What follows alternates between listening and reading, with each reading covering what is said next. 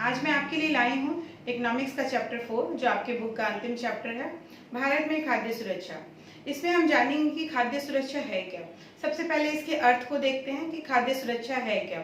अर्थ में हम लोग देख सकते हैं कि सभी लोगों के लिए सदैव भोजन की उपलब्धता, उस तक पहुंच और उसे प्राप्त करने का सामर्थ्य। उपलब्धता इन द सेंस कि देश में खाद्य का उत्पादन भरपूर मात्रा में हो और जो चीज उत्पादन नहीं हो सके तो उसको हम आयात कर सके और सरकारी अनाज भंडारों में उसका स्टॉक कर सके।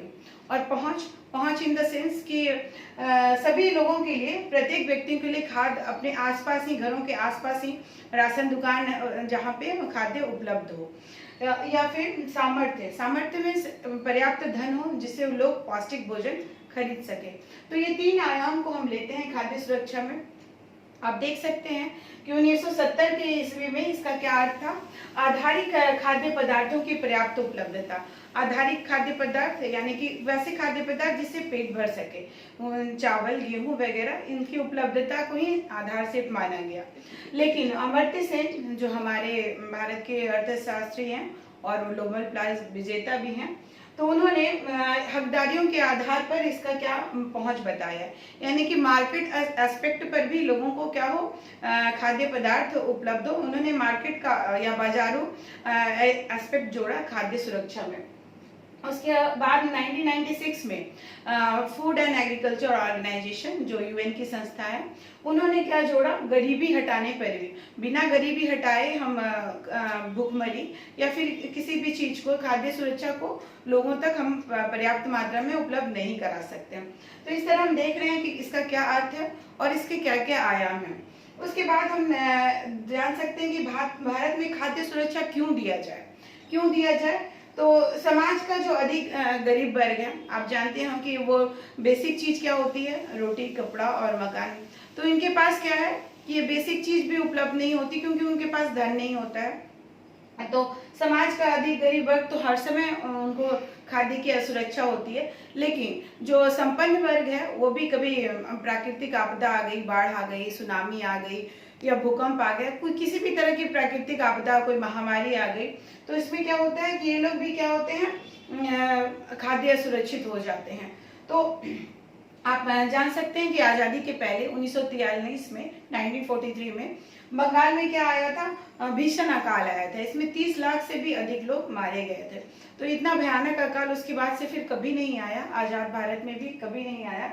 तो लेकिन अभी भी क्या है कि उड़ीसा के कालाहांडी और काशीपुर जो जिले हैं, उसके अलावा फिर राजस्थान के बारन और झारखंड के जो पलामू जिला है, यहाँ अभी भी भुखमरी की स्थिति कहीं ना कहीं पाई जाती है।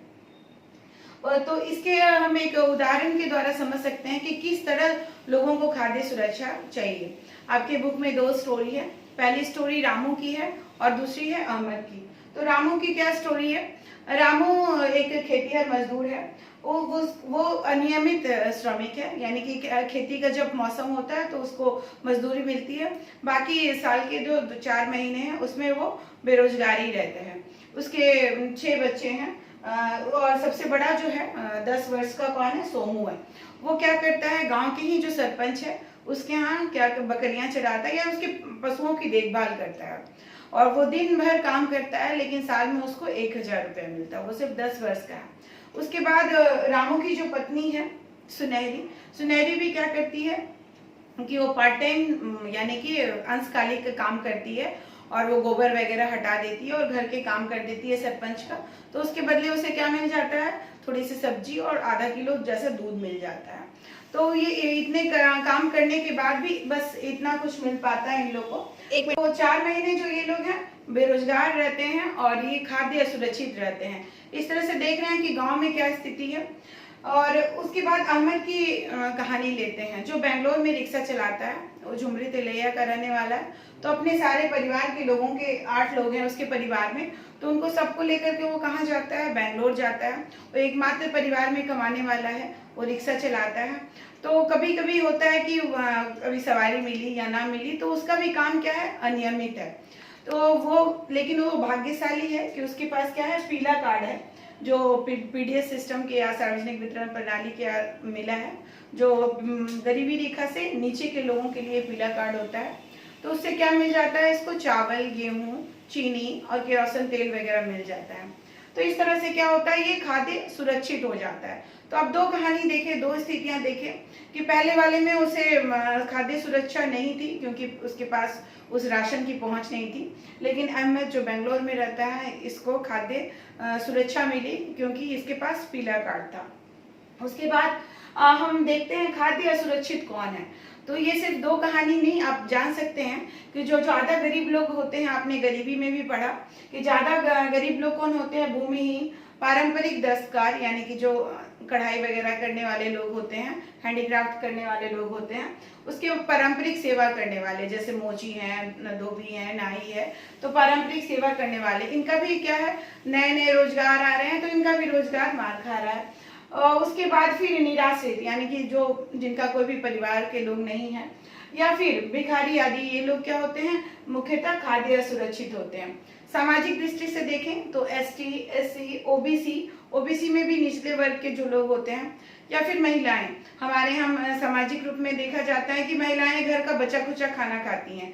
अधिकतर गांव में अभी भी ऐसी स्थिति है कि घर में खाना बचा तो वो खाई, अदरवाइज वो ऐसी ही रहती हैं। खास कर गर्भवती महिलाओं में भी बहुत ज्यादा कुपोषण है।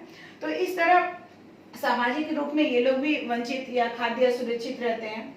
उसके बाद क्षेत्र जो है पूर्वी, दक्षिण, उत्तर प्रदेश, आप देख सकते हैं ये सब जो पूर्वोत्तर क्षेत्र हैं, उत्तर प्रदेश का पूर्वी भाग, बिहार, झारखंड, उड़ीसा, पश्चिम बंगाल, छत्तीसगढ़, मध्य प्रदेश और महाराष्ट्र के कुछ हिस्से, यहाँ हमेशा खाद्य सुरक्षा से लोग ग्रसित रहते हैं, यहाँ ज्यादा गरीबी पाई जाती है।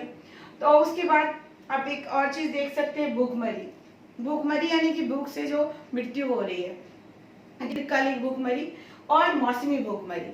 दीर्घकालिक भूखमरी यानी कि जब लोग गरीब रहते हैं तो हमेशा उन्हें 2 वक्त का खाना नहीं मिलता, तो बिना खाए ही कितने दिन उन्हें रहना पड़ता है। तो ये हमेशा वो चलती रहती है क्योंकि उनकी सुरक्षा देने वाला गरीबी के कारण बहुत कम ही लोग होते हैं। तो इसमें क्या है, इसमें मात्रा और गुणवत्ता अपर्याप्त होती है ना, कि पौष्टिक भोजन का मात्रा मैंने सही 4 टाइम खाना नहीं मिले, 4 या 2 वक्त भी खाना ना मिले, किसी दिन भूखे ही सोना पड़े। या फिर मौसमी में आप देख सकते हैं जो अनियमित श्रमिक होते हैं, जैसे आपने रामू में देखा कि उसको 4 महीने क्या होते हैं कि कुछ काम ही नहीं मिलता है। तो वो क्या होता है, फसल चक्र के कारण या अनियमित रोजगार, शहरों में भी होता है कि कभी काम मिला या ना मिला। तो इस तरह की जो बेरोजगारी आती है तो मौसमी जो भुखमरी कहलाती है, यानी कि ये तो आप देखें दीर्घकालिक और मौसमी भुखमरी है ना। दीर्घकालिक ये जो लॉन्ग टाइम प्रोलॉन्ग चलती रहती है, और मौसमी जो काम के कारण या फसल चक्र के कारण, अनियमित मजदूरी के कारण चलते रहती है। इस तरह हम देख रहे हैं कि गरीबी और भुखमरी में बहुत ज्यादा संबंध है। उसके बाद आप देख सकते हैं कि लेकिन फिर भी स्थिति थोड़ी सुखप्रद है, इन द सेंस कि 1983 में आप देख सकते हैं कि 18.5 मतलब 18.5-19% लोग क्या थे, भुखमरी के शिकार थे ग्रामीण क्षेत्र में। जो अभी 99-2000 के आंकड़े हम देखें तो इसमें क्या है, बस 3-3.5% लोग हैं ये भुखमरी के शिकार है। शहरी क्षेत्र की भी स्थिति उसी तरह थी। 1983 में जहाँ 6.4 है ना, इतने लोग क्या थे, भुखमरी के शिकार थे, जो 1999 और 2000 में 0.9% यानी कि 1% से भी कम लोग भुखमरी के शिकार हो रहे हैं। तो ये स्थिति सुखप्रद है, लेकिन 100% जो है हमें क्या करनी है, भुखमरी खत्म करनी है। अब आप देख सकते हैं स्वतंत्रता के बाद खाद्य जो आत्मनिर्भरता है उसमें भारत की क्या स्थिति है। आप जानते हैं कि 1960 के दशक में क्या आई थी, हरित क्रांति आई थी। पालमपुर गांव में आपने पढ़ा था किस तरह से उसमें उपज बढ़ाई गई। तो हरित क्रांति में कौन कौन सी फसल पे ज्यादा जोर दिया गया था, चावल, गेहूं के उत्पादन में बहुत ज्यादा वृद्धि हुई। आप देख सकते हैं उत्तर प्रदेश और मध्य प्रदेश में तो अनाज की बहुत ही ज्यादा वृद्धि हुई। इसमें उत्तर प्रदेश में 44 जो है करोड़ टन और मध्य प्रदेश में 30 करोड़ टन के लगभग, ये 15-16 के आंकड़े हैं, 2015-16 के आंकड़े, इतनी ज्यादा वृद्धि हुई। उसके बाद वृद्धि या इन द सेंस इतना ज्यादा उत्पादन हुआ। और पश्चिम बंगाल, उत्तर प्रदेश में जो चावल का उत्पादन भी बढ़ा, यहाँ पे 15.75 यानी कि लगभग 16 करोड़ टन, और उत्तर प्रदेश में 12.5 लगभग 13% 13 करोड़ टन, इतना चावल का उत्पादन में वृद्धि हुई। उसके बाद उत्तर प्रदेश और मध्य प्रदेश में गेहूं का भी उत्पादन आप देख सकते हैं, इसमें 26.87 करोड़ टन और मध्य प्रदेश में 17.69 करोड़ टन। ये अभी 2015-16 के आंकड़े हैं। तो आप इस तरह से देख सकते हैं कि कुल उत्पादन कितना हुआ। ये आपके जो है इस तरह हम देखते हैं कि कुल उत्पादन अभी 2016-17 के डाटा में कितना है, 275 करोड़ टन का उत्पादन हुआ अनाज का। इस तरह बहुत सारे लोग जो है खाद्य सुरक्षा में आ गए। अगले भाग में हम लोग देखेंगे कि भारत में खाद्य सुरक्षा की क्या स्थिति है और सार्वजनिक वितरण प्रणाली, बफर स्टॉक वगैरह की चर्चा करेंगे।